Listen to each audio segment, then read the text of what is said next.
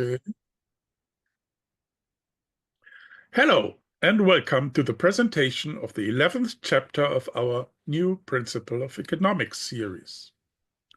This chapter is about markets and their evolution. Of course, this corresponds to the theme of our entire book. As we have argued in chapter 2, economics should be delineated as the science of markets. Accordingly, in the previous chapters, we have outlined the main elements needed for a comprehensive and transdisciplinary view of markets. We talked about economics as a science of markets in chapter 2, issues of values in chapter 3. We introduced the general evolutionary framework in chapter 4, analyzed specialization, production, and technology in chapters 5 and 6, and unfolded the role of agency as embedded in individuals, chapter 7, networks, chapter 8, and institutions in chapter 9. Finally, we also addressed the role of money in chapter 10. This chapter draws these threads together and develops a systematic perspective on markets and their evolution. To clarify the unity of our conception, we will frequently refer back to earlier chapters in our presentation. This can certainly be understood as an encouragement to look at these chapters, but with some knowledge of economic and evolutionary basics, you should also be able to follow the presentation on its own. In the architecture of our book, this chapter is deliberately placed on what would form the borderline between a micro and macroeconomic perspective in a standard textbook. On the one hand, markets are certainly driven by individual behavior. But on the other hand, they are also population-level phenomena, where money acts as a mediator of aggregative mechanisms, and other structures, such as social networks, play a decisive role as well. Here is the agenda for our presentation today. We will first introduce and partly reiterate some basic elements of markets and organize the main constituents into a simple map of markets. Second, we will develop an evolutionary theory of markets, building on the concepts that we introduced in chapter 4. We will then set out our view on the role of money and pricing in markets and present a new approach to what is commonly called a market equilibrium, which we replace by the concept of a market state. We will look at the role of entrepreneurs and firms in markets, and finally, the embedding of markets in institutions. To set the stage, let us first look at some core elements and characteristics of markets. The first 4 elements, depicted in shades of gray, can be seen as a definition of what a market is. To begin with, markets always involve transactions that, in their core, form voluntary exchange. But how exactly would voluntariness be defined here? The idea is often criticized by market skeptics, who tend to see it as a concealment of power asymmetries. Certainly, the borderline between voluntary and non-voluntary transactions is somewhat blurred. We do not at all deny the role of market power, which we have already raised in earlier chapters. Just think of a transaction in a supply chain where between a dominant company and a small supplier, or for that matter, between a large employer and an employee with few outside options. Nevertheless, we follow the classic liberal stance here, that as long as there is no explicit threat of ultimately physical coercion, the transaction counts as voluntary and can therefore take place on a market if the other conditions are fulfilled. An example for a transaction that would not fall under this category is taxation. Taxation is by construction a forced, not a voluntary transaction. One-sided voluntary transfers, such as gift giving, would also not count as market transactions.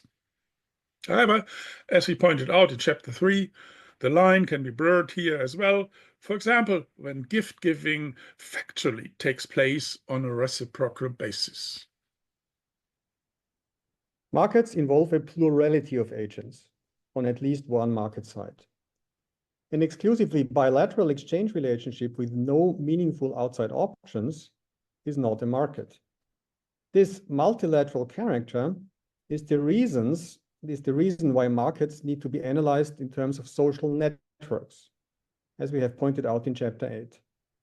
As we will see, this implies that market coordination does not only happen between the two market sides, but also between agents on each market side, such as different suppliers. Market exchange is institutionalized. That is, it exhibits behavior regularities associated with the potential of social sanctions. In modern markets, this mostly takes place via the law. In particular, the establishment of property rights, but it also requires the existence of complementary informal institutions. This crucial role of institutions is often overlooked in standard accounts, which just assume the existence of property rights and a functioning legal framework as given. In an established modern market environment, it is of course tempting to take such a simplified view. But it can lead to highly misleading policy recommendations. For example, when implanting Western-style formal market institutions into different settings of informal institutions, as discussed in Chapter 9. On the other hand, our definition also implies that in certain circumstances, markets can be established by intentional design. This can be associated with the performative role of economics that we discussed in Chapter 2. As our last definitional element, markets, at least beyond a certain threshold of complexity, rely on a generalized medium of exchange, that is, money. All market transactions involve monetary flows, that is, payments, or transactions of claims on future flows of money. As we have stressed in Chapter 10, this is a second key element which tends to be omitted by standard accounts relying on the approach of voila. Their money is just an additional product that closes a general equilibrium in an economy that could, in principle, work on a barter basis. This ignores that money is the key device connecting markets via budget constraints, and therefore is a precondition for macroeconomic phenomena such as business cycles, which we discussed in Chapter 13. It is also one of the key institutions easing the specialization dilemma, because it reduces risk associated with the production of goods and services for which the producer has no personal need. And it induces important behavioral changes, such as a stance of money-mindedness that we have discussed in Chapter 10. Let us now introduce 3 additional market characteristics that are key for this chapter. First, markets address scarcity in the standard economic sense, but scarcity is also endogenous to market evolution. Markets establish a structure for positional competition, for example, for monetary profits, but also for social status. The relative character of attainment in this competition implies a continuing discrepancy between wants and available resources that cannot be eliminated by a more improvement of material well-being. And it creates an evolutionary drive towards niche formation via specialization and the establishment of comparative advantage.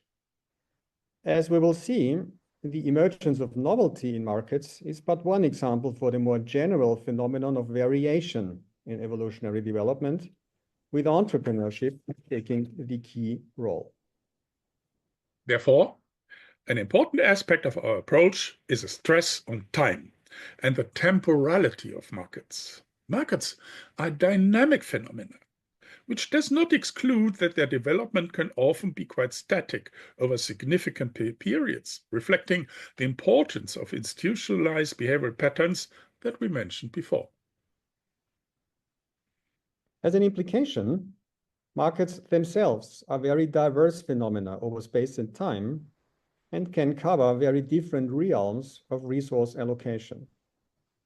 From an evolutionary perspective, there is no deterministic development here, neither towards more marketization, as we have seen it in last decades, nor towards breakdown, as some socialists and other thinkers believe.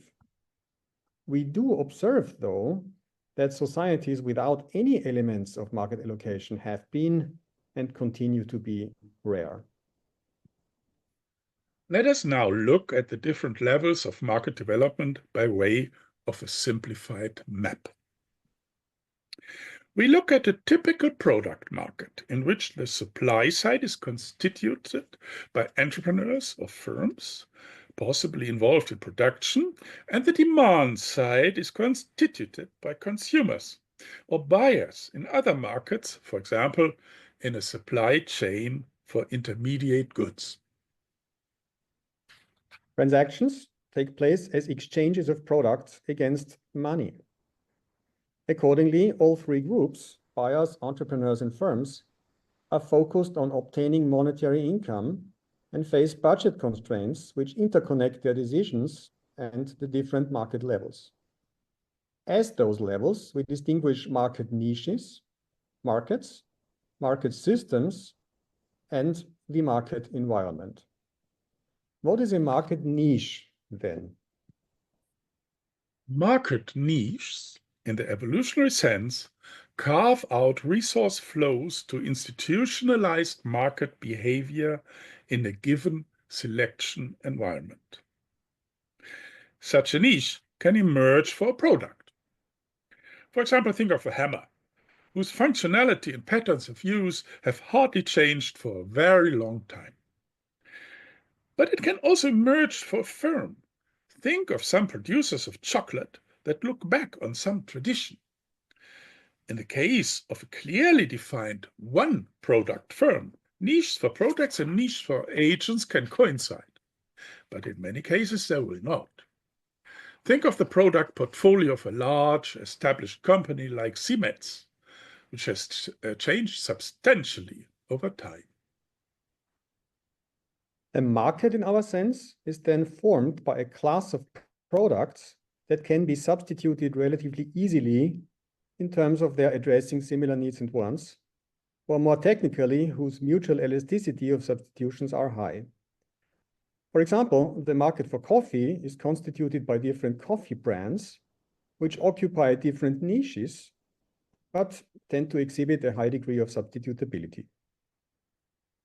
Now we can see that market evolution takes place on different levels, corresponding to the concept of multi-level evolution that we introduced in Chapter 4. For example, shifts in demand may lead to internal selection of specific coffee brands within the market, but also to external selection pressure, for instance, when coffee as a whole is substituted by other products such as green tea.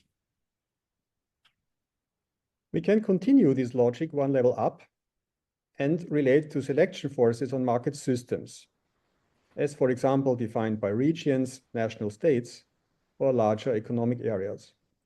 This level will be the focus of Chapter 14. So we see that in this hierarchical structure of selection levels, a market niche, however stable by itself, is never disconnected to the wider market and the market system. Ultimately, the reason is the universality of the budget constraint, which in a way also establishes universal substitutability. Even if a car is not a substitute for bread in terms of its properties as a product, we can still decide to consume less bread in order to save for a car. Finally, markets and market systems are embedded in a market environment. We already discussed the issue of market boundaries vis-à-vis the ecological environment and the problem of internalization in Chapter 4. Let us now look at market evolution and its multi-level character in more detail. There are important analytical analogies between natural evolution and market competition. Like all elements of institutional evolution, markets are ultimately grounded in biological and ecological evolution and draw on the hardwired human capacity for culture. In that sense, we have ontological continuity between the domains, as introduced in Chapter 4. However, markets are in no way natural states of affairs, in the sense that market evolution directly emerges from natural evolution. This is in line with our market definition, which explicitly included institutions in their contingency in space and time. On the most basic level, we then have two elementary units of market evolution. Agents, defined by certain forms of adapted and institutionalized behavior, such as the money-mindedness that we stressed in Chapter 10. And products, as key material artifacts of markets. Both units embody the information generated and accumulated in market evolution. For example, the firm as an agent embodies information about efficient organization structures. The product embodies information both about the production process and the wants and needs that it addresses. We have already looked at this dynamic relationship in Chapter 5. Based on this, how can we conceptualize the evolutionary market process? To keep it simple, let us for the moment focus on the evolution of the product space. Intuitively, products compete for scarce resources embodied in the budget constraints of both producers and buyers. Those products that are better adapted to demand will increase their frequency or market share in the product space. That is, they exhibit a higher relative fitness than others, which undergo the opposite development. This is selection. Variation, in the simplest case, means that entrepreneurial actors bring modified or new products to the market.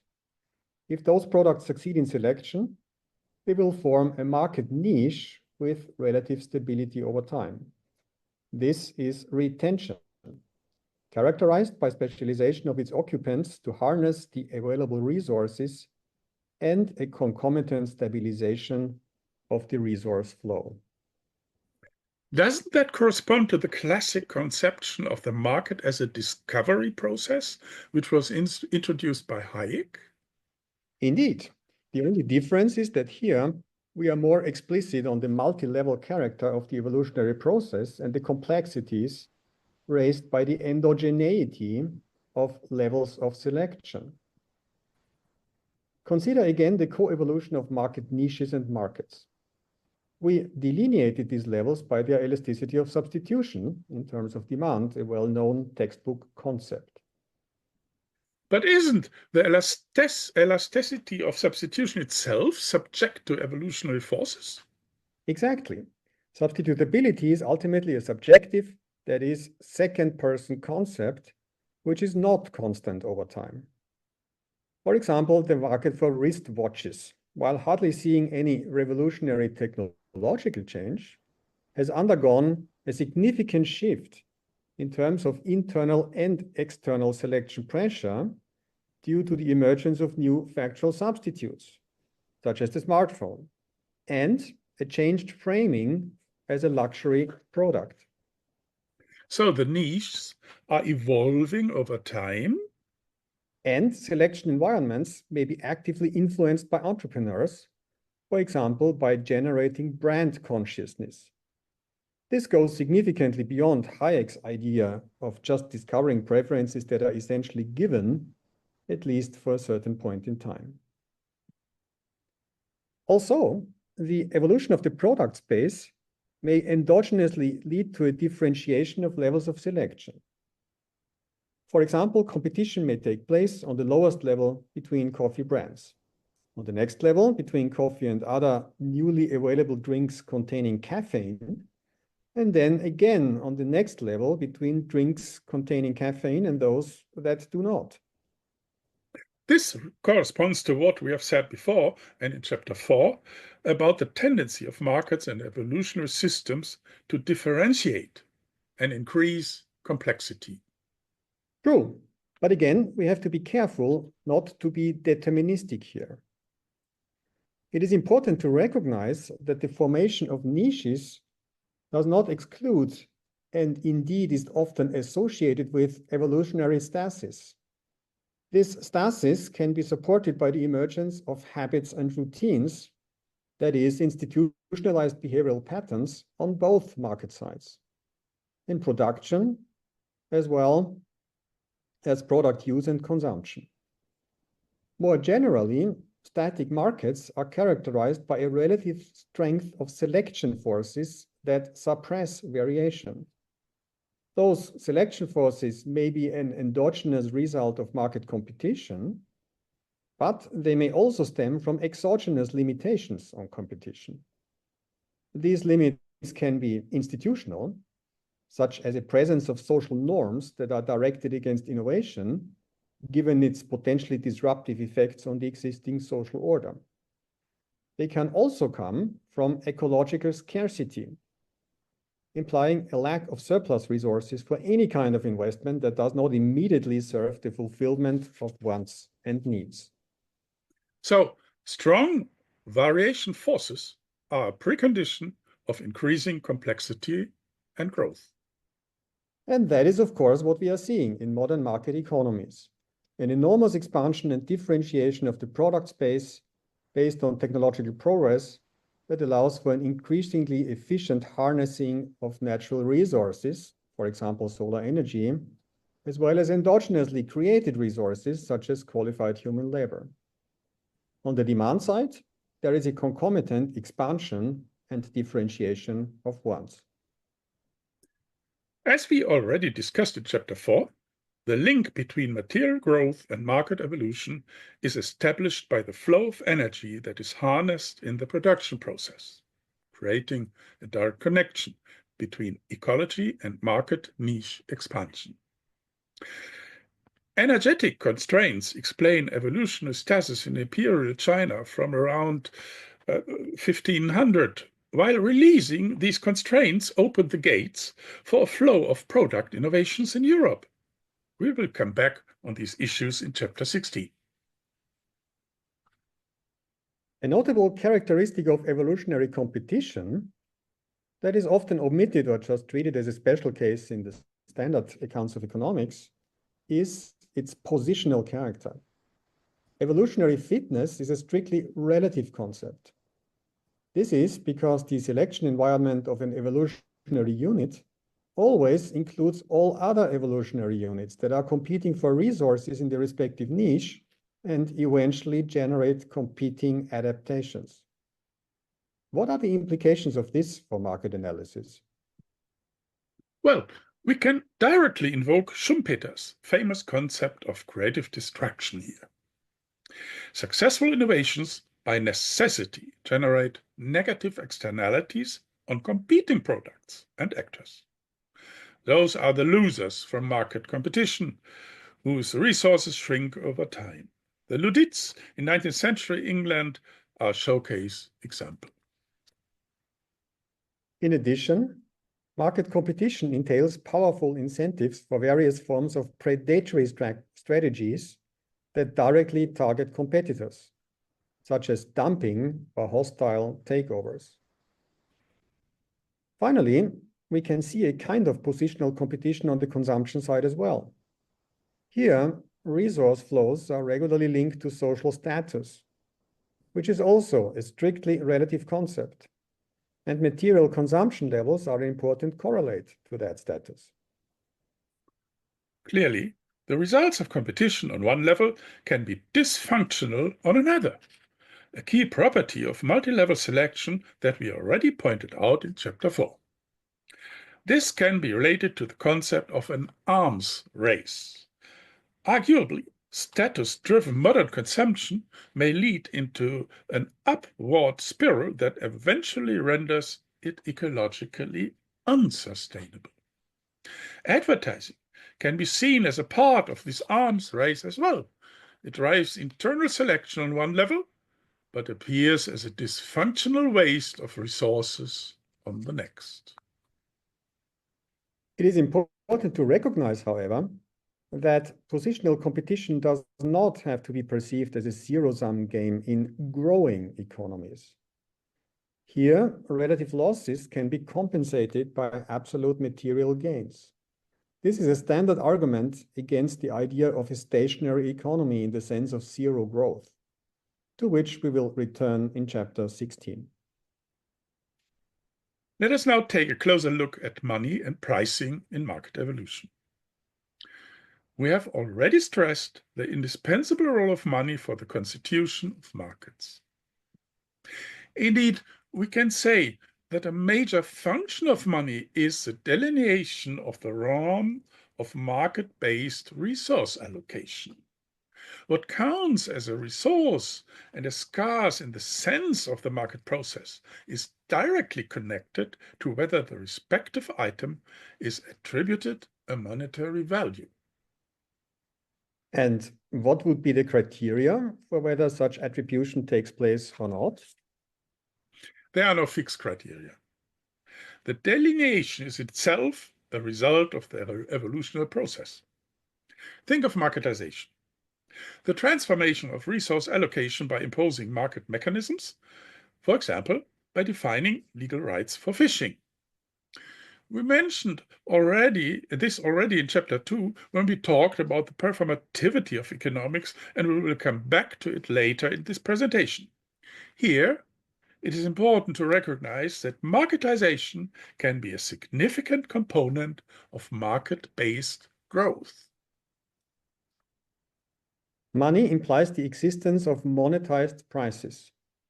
And these, as we have shown in chapter 10, allow for an objectification of economic value.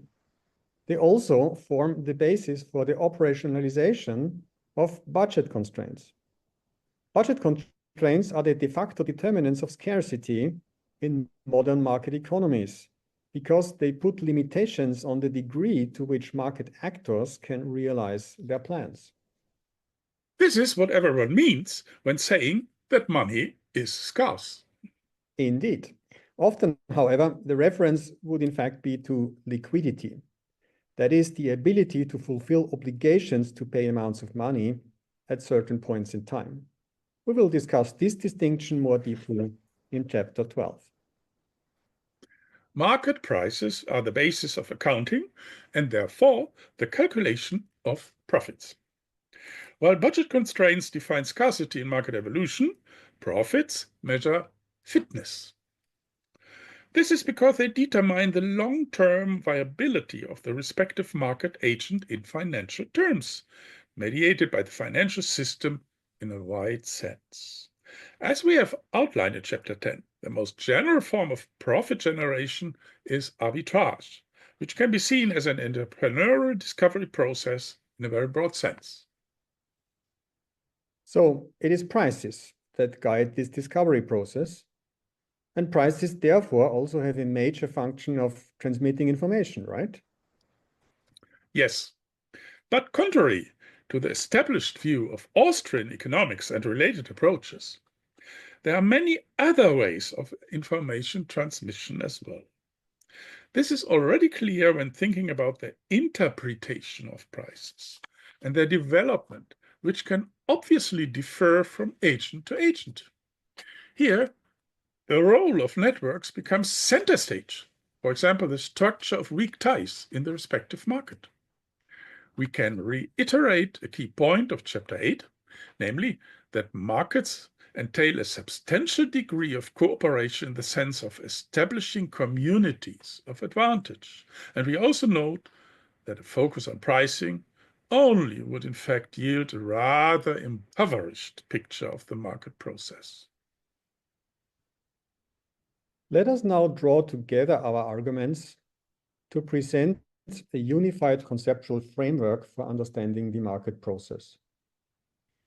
We base this on the notion of a market state, which is a generalized version of the standard textbook model of a market equilibrium. Market states are another application of the Aoki model of institutions, as we have introduced it in Chapter 9. Let's start with the element in which our approach probably deviates most strongly from the established view, namely prices, on the lower right. We do not see prices primarily as market clearing equilibrium outcomes. Although their evolution can certainly contribute to market clearing via their effects on budget constraints and profits, as reflected in accounting, that we have discussed above. In the first instance, however, prices are material artifacts. As we've seen in Chapter 10, they can appear in many different forms, and their emergence can be institutionalized in many different ways. Prices trigger behavioral dispositions and expectations based on the information transmission function that we have discussed above. The causality, however, is often complex, given that information transmission by prices is complemented by many other networks, by many other mechanisms in social networks. What we can say, however, is that under normal circumstances, dispositions would tend to stabilize over time and translate into patterns of market transactions, the strategic actions from the general model. But in what sense are transactions strategic? Well, as soon as we move out of the hypothetical atomistic world of perfect competition, it is clear that interaction between producers-suppliers is the rule and not the exception.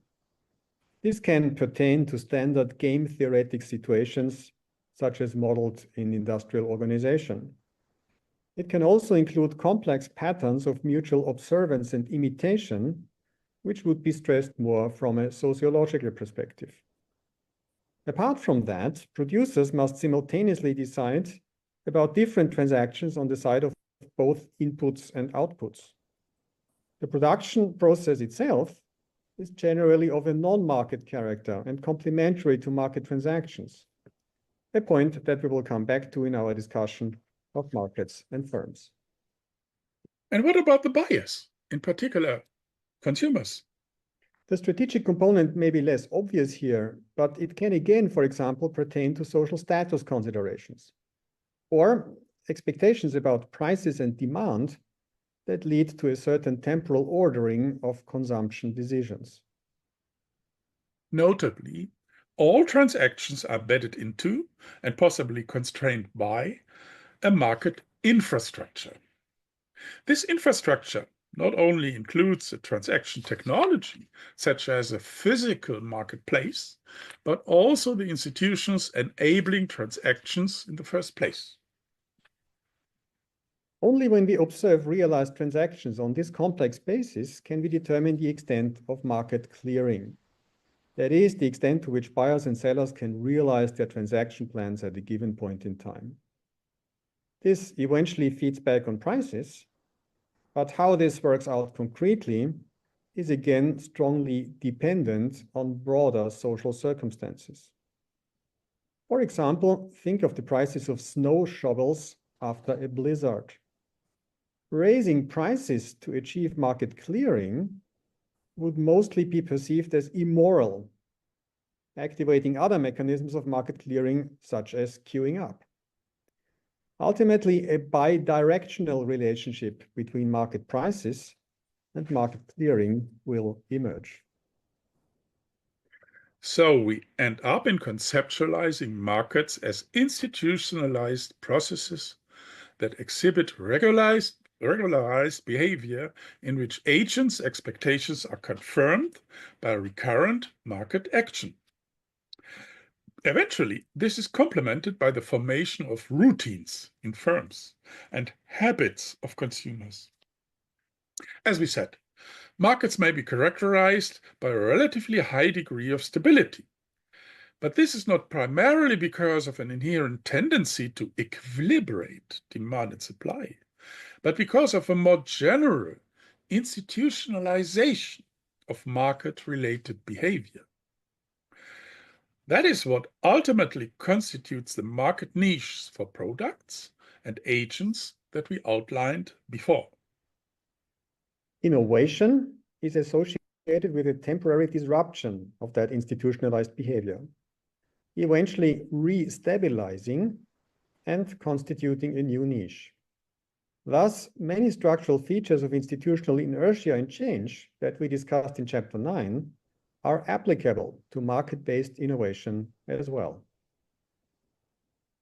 Let us next turn to the role of entrepreneurs and firms in the market process. In the standard theory of the firms and markets are seen as alternative ways of organizing the production process. As we have already seen in Chapter 6, this is certainly true in a technological perspective. But also from an institutional and social network point of view, there are important differences between market transactions and transactions within firms that contradict the perspective taken by some economists that a firm is a mere nexus of contracts. At the same time, our example of China, presented in Chapter 1, has shown that markets can possibly arrange the division of labor in a flexible and efficient way while maintaining the autonomy of market agents. So it is not a matter of course that firms exist in a market system. How can we explain the existence of firms from an evolutionary perspective? And how is this possibly tied to the notion of entrepreneurship? One path to tackle this question starts from fundamental uncertainty. This is what entrepreneurs face when introducing any kind of novelty to the market, corresponding, as we have seen, to the notions of variation and selection in the evolutionary realm. Entrepreneurial risk tends to be exacerbated in modern economies by the complexity of many involved technologies and the resulting necessity of large ex-ante investment, raising the specialization dilemma. So what can entrepreneurs do to mitigate or control this risk? Well, one possibility could be to simply get employed by an existing firm in a labor contract and advance the novelty there. However, the employer will by definition not be able to value the entrepreneurial contribution correctly ex ante, so such a contract is unlikely to emerge. Therefore, entrepreneurs will essentially be on their own to organize the production process, and there are good reasons to do this by establishing a regularized structure, that is, a firm, rather than just relying on market-based contracting. What are these good reasons? One key motive is signaling vis-à-vis potential providers of financial capital, potential employees, and later customers, buyers, as well as competitors. For all these groups, the key is the firm's relative durability as a recipient of resource flows and occupant of a niche. But where does relative durability come from? After all, the firm might fall apart quickly if a market-based arrangement proves superior. That's right. But there are several aspects that render this unlikely. Durability makes a difference for all our three dimensions of social networks: transaction, communication, and observation, not only in terms of their intensity, but also their quality. Firms allow for the development of cooperative patterns and, more specifically, the convergence of cognitive models and expectations of their members. They can address inherent limits of collaboration that are exclusively based on monetary incentives, as discussed in Chapter 9, such as the measurement of individual contributions to a corporate endeavor, a possible orientation towards short-term profit maximization, a performative increase in opportunism, and a possible self-selection of agents entering a firm in the first place. Firms can systematically support the formation of internal networks of trust, as well as of a common corporate identity and loyalty. And they can provide entrepreneurial leaders with a platform to exert persuasive influence on employees with regard to their visions and conceptions. All this seems to be close to the resource-based approach to the firm that we have already discussed in Chapter 6. It puts organizational capabilities and routines center stage. Indeed. And in the evolutionary context, this points to another generic advantage of the firm, namely the establishment of barriers to imitation. Capabilities and routines partly rest on tacit knowledge that cannot easily be reproduced. This barrier, which is in fact essential for entrepreneurial incentives, complements the formal institutions that serve this purpose as well, above all, patent law. Some economists and other social scientists would say that this approach paints a rather benign picture of firms, stressing their role of increasing efficiency. There is a less friendly view here as well. Here, firms would primarily be seen as power structures, serving the purpose of exploitation and reducing of exit options for their employees. There is certainly some validity in this approach, but from an evolutionary point of view, it is ultimately complementary to, rather than contradicting, the resource-based approach. We can relate this to our discussion in Chapter 6. Seen as organizational structures, efficient firms inevitably entail at least some hierarchical elements and therefore asymmetries of power. They also entail specialization of employees, which may, but does not necessarily have to, affect exit options negatively. And internal power structures are never independent from their external environment. We can again frame this in terms of internal and external selection criteria. A firm in which the interests of established incumbents always trump proposed changes of intrapreneurs, that is, where selection prevails over variation in internal selection, will unlikely be viable in a competitive market, where the constellation is the other way around. Notably, the hierarchy also entails a structure of risk bearing, or in fact, risk transformation, which takes us back to our starting argument about firms. Risk transformation entails an exchange of reliance on market-based and inherently risky profit shares against a regularization, but also limitation of income by receiving wages. Effectively, entrepreneurs' owners insure employees against certain categories of market risks in exchange for hierarchical discretion over the employee's labor power. Of course, the way that risk is distributed, particularly in larger firms, will be strongly influenced by their organizational setup in the context of corporate governance. For example, there may be complex interactions between management, shareholders, and employee representatives in joint stock corporations. We will come back to the role of formal institutions in the next section. So far, we have mostly regarded firm-based and market-based organization as alternatives or substitutes. But isn't the relationship in important aspects also complementary? That's correct. Firms structure market competition as autonomous units of evolution because they constitute organizational structures that exist, in principle, independently from entry and exit of individuals. But firms also sustain or even create markets in the sense of market making. The more complex the economy, the stronger the limitations on individual agency to sustain a market. As a final step, let us now relate market evolution to institutions. We have seen that market states can themselves be regarded as institutions in the sense of regularized behavioral patterns. But clearly, these patterns can only emerge if there are external, formal and informal institutions that enable and stabilize, or more generally, regulate them. We focus on three basic categories here. First, the assurance of voluntariness of transactions. Second, the addressing of asymmetries of power.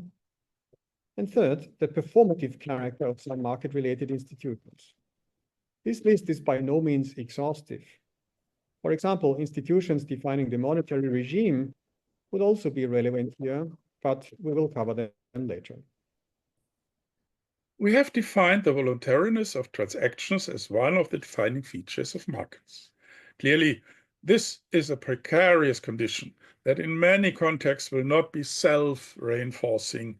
Think of robbery and theft, but also fraud and other misdemeanors. In Western economies, at least, the first and most straightforward type of institutions addressing those issues is formal, that is, the law. This is based on the classic liberal idea that liberty, and therefore any meaningful notion of voluntary choice, presupposes the availability of property rights, as we discussed them in Chapter 9. Property rights are intimately related to contract law, which, to a large extent, defines rights and obligations around the transfer of property rights, and criminal law, plus enforcement rules, which regulate the sanctioning of breaches. At their core, all these institutions rely on the presence of a political sovereign. We have discussed the implications of this in Chapter 9. But could markets also work without formal institutions and state-enforced property rights? In principle, yes. As we've seen in Chapter 1, traditional Chinese contract law mainly operated as customary law that was enforced by private regulation. Even in modern capitalist economies, property rights and their enforcement always need complements on the informal institutional level, corresponding to the holistic perspective on institutions that we developed in Chapter 9. In fact, the array of informal institutions supporting markets and the market economy is rather broad. For example, we need a certain tolerance of, or even respect for, material inequality. This can refer to different reference groups, reaching from the family to the state. It can also be rooted in rational factors, for example, the expectation of upward mobility, as well as emotional factors, for example, a strong commitment towards meritocratic values. At the same time, of course, inequality and the resulting power are also encouraged by formal institutions. Yes, take competition law as an example, which provides precautionary regulation against monopolization. In a general sense, rental law, employment law, and consumer protection pursue a similar objective: leveling out power asymmetries between contract partners that are perceived as structural. All of them are also often seen as ensuring that voluntary market-based exchange is not factually transformed into forced exchange, for example, by monopolization or the market power of landlords and employers. This ultimately depends on the underlying concept of voluntariness, which we have already dealt with in our market definition. Finally, it is essential to recognize that formal institutions regulating markets render them operational not just by constraining individual behavior, but by performing market behavior. This relates to the performativity of economics as a discipline that we highlighted in Chapter 2. Think, for example, of the establishment of emission rights for greenhouse gas emissions. This is an act of marketization. New markets are created, and therefore also new definitions of voluntariness and its possible breach, such as by fraud. But the performativity of institutions also relates to the decomposition of standard property rights, such as by introducing rights of lien or mortgages, or establishing tradable financial claims by certification. The performativity of formal institutions also pertains to the definition of complementary rules for non-market allocation. The most important example of this is corporate law. Corporate law defines and standardizes a specific set of organizational and hierarchical positions, as well as rights and obligations flowing from them. For example, with respect to the existence of legal personality, liability, bodies and their competences, due diligence rules, and insolvency procedures. The way that firms operate on modern markets is, therefore, to a significant extent performed by their underlying legal framework. This is often overlooked in the discussion of various theories of the firm, which simply take the alternative between market-based and firm-based allocation as given and tend to be vague on the concrete institution options that are involved.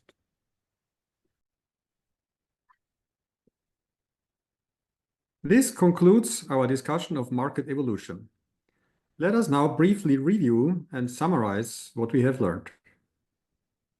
We started with the observation that markets stand at the interface between the traditional delineation of micro and macroeconomics.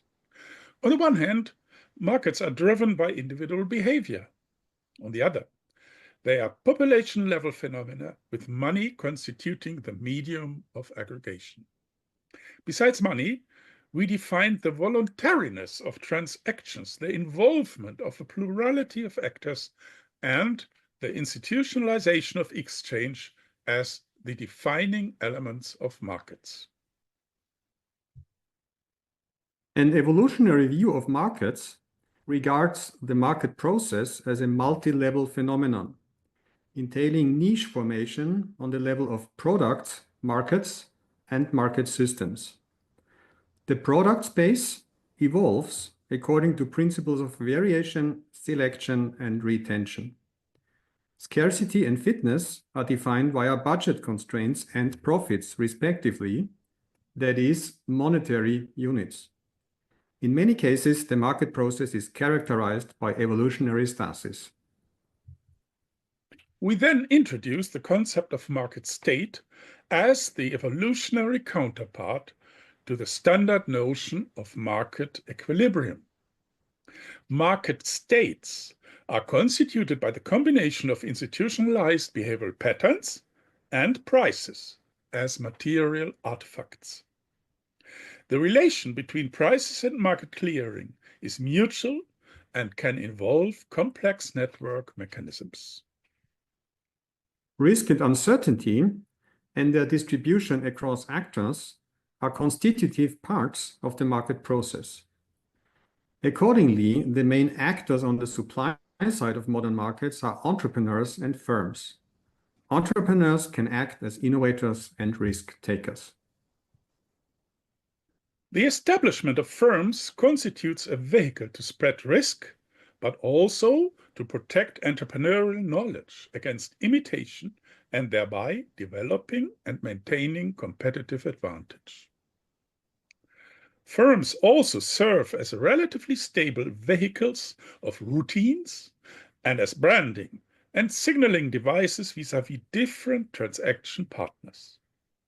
All those functions imply that firms regularly engage in making complex markets and that firms and markets are complements rather than substitutes. Finally, we saw that market states are embedded in institutions regulating market behavior.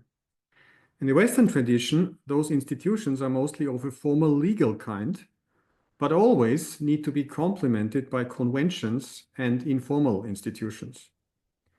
Institutions perform and eventually create new markets by acts of marketisation and assetification. With that, we conclude the presentation of this chapter, and an important part of the book which forms the basis of our subsequent discussion of macro phenomena, such as financial systems, business cycles, and economic growth. You are cordially invited to join us there again. Thank you for your attention. Thank you very much.